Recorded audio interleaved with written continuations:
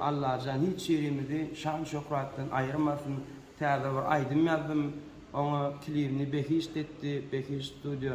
Aile gecene kuvaçana, kendi kemayetkar oğlunlar, koşulanlar. Hemmenizin canını sağ olsun. Şolaydım netip bolsa, şu gün ya ertir goy verecek klibini tayin ettim. Aydım, haçan işin qaydanını hiç kim tapılmadı ekenini. Can Allah'tan hiç kime zar etmeyur diye. Daş edevur namartlardan ne. Allah'tan hemmenin canını sağ olsun. Şolaydım ben inşallah gönlünüzde yarar deyip ümid ediyen.